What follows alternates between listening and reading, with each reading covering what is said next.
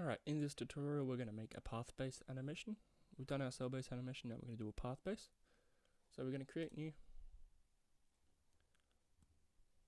Same thing, HD, frame rate of 24, and ActionScript 3.0, and create. We're going to name our layer path-based animation. Then we're going to save. So Control S,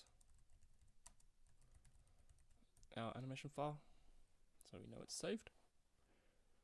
Now we're going to add in another circle. Remember to remove the stroke, add a fill, whatever color you want, doesn't matter. Hold down Shift to keep the circle the same, and we should have a keyframe.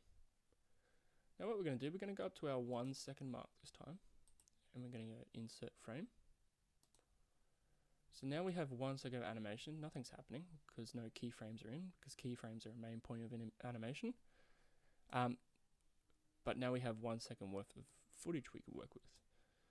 So we're going to right click on anywhere in this frame, and we're going to click on create motion tween. And it should change the color of those frames to be either yellow, it should be yellow or blue sometimes, it depends on what version of Animate you're using.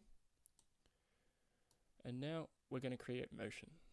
So up to our 1 second mark, we're going to click on that frame, right click, insert keyframe, and we're going to do all.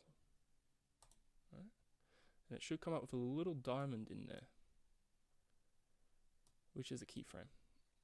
Now whilst we're on that keyframe with our scrubber, we're going to select our circle and move it all the way to the end. And you should see this line form. If you press Control Enter, you'll see that we've already done that animation from the cell-based animation in about 2 seconds. Now I'm going to go to this 2 second mark, I'm going to insert another keyframe, and I'm going to put all.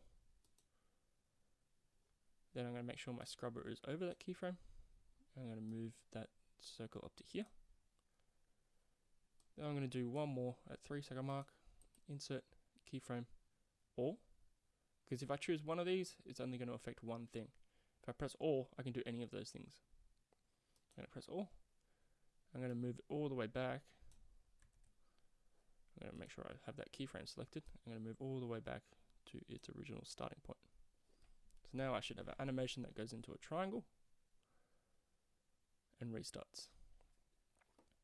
Now what you can also do in this motion tween, you can affect these lines that you can see. This is where the animation is. It's following this path. These are all keyframes inside of it that the computer is generating. But if you notice, if you click your direct selection tool, you can hover over lines and curve out the lines. Or you can come to the corners and hard edge it to make it slightly different. So now if I press Control Enter, it will follow that line. Now it will curve, then come back.